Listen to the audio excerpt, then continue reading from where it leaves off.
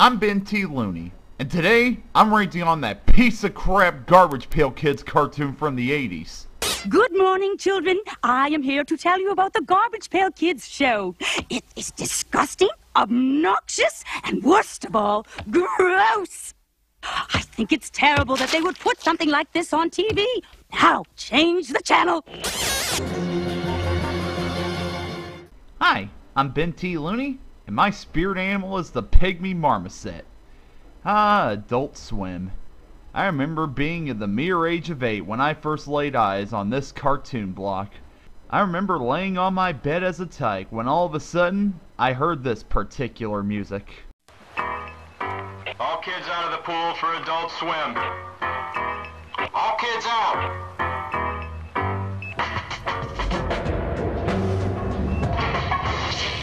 My little brain didn't know what was going on. Did I accidentally change the channel?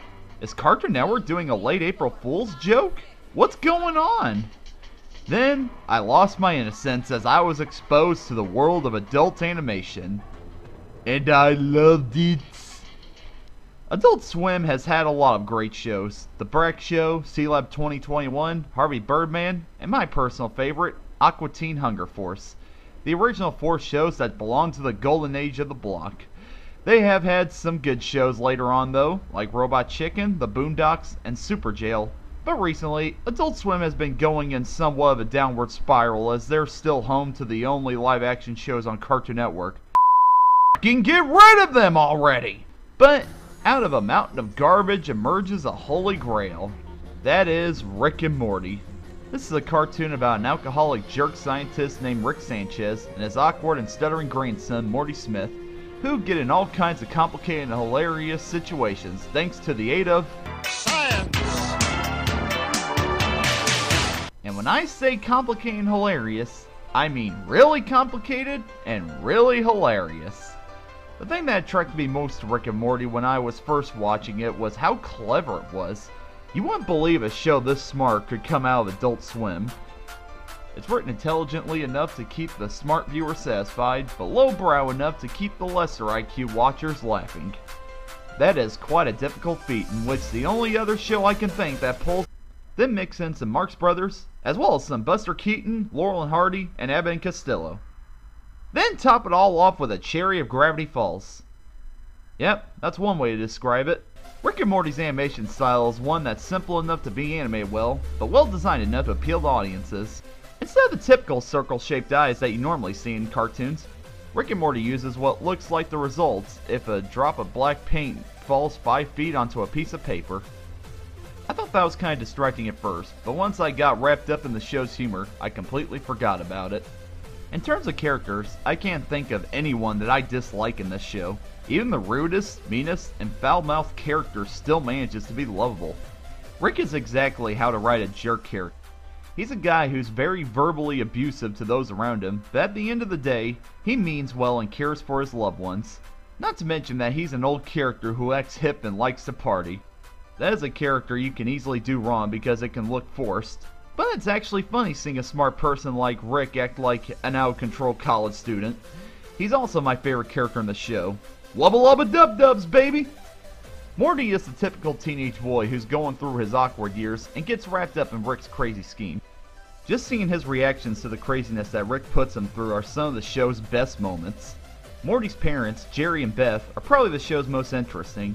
They're a married couple that have problems and argue a lot, hinting at divorce in a few episodes. But in the end, they work out their problems and remember how much they love each other.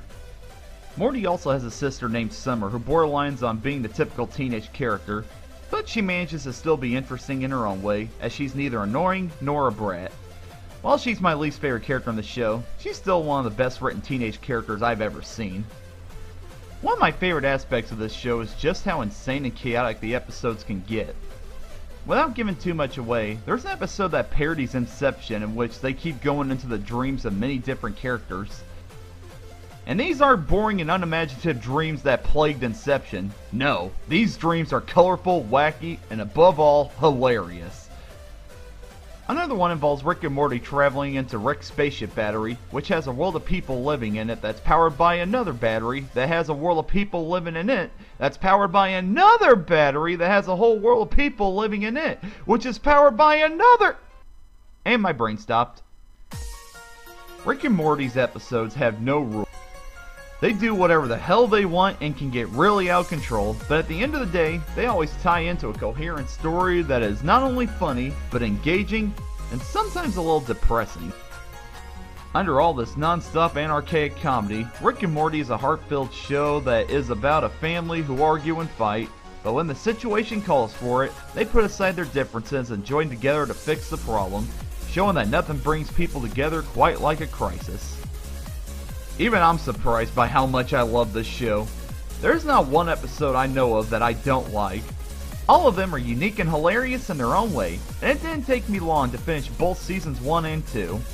We gotta wait a little while for season 3, but don't worry folks.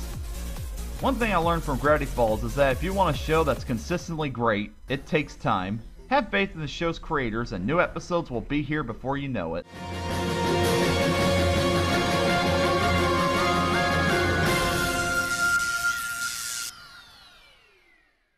So, believe it or not, I love Rick and Morty. It's become one of my new favorite shows. It feels like Adult Swim has gone back to its roots, making a show that's bat insane and milking every minute of it. But that's not all it has going for it. It's a clever show with lots of care and thought put into it, ensuring that it's going to be a show that people are still talking about 50 years from now. I highly... Ah, crap. This video got all jacked up. Thanks a lot, Jerry. Well, I guess that's my cue to stop. I'm Benthelooney, and I gotta fix this little screw up. Dun dun dun dun dun dun. Dun dun dun dun dun dun.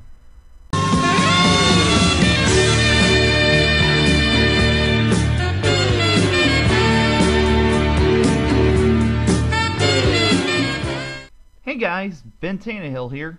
Doug Walker does a charity shout out at the end of each Nostalgia Critic episode. I love the idea and I decided to do the same thing for internet animators. I can't think of a better place to start than with my good friend and former classmate, Tennelle Flowers. Tennelle's a fantastic animator, one that I looked up to during her time in college with me. She has a talent for animating that I couldn't believe. It's like being friends with a Disney animator. She does everything. She makes animations, she sketches, she paints, and she's recently doing some tutorials. She also does commissions, in case any of you are interested. You can find her here on YouTube, DeviantArt, and Tumblr. She's really talented, and I know she's capable of doing great things. Check out her stuff and enjoy. Links to her social media will be in the description box.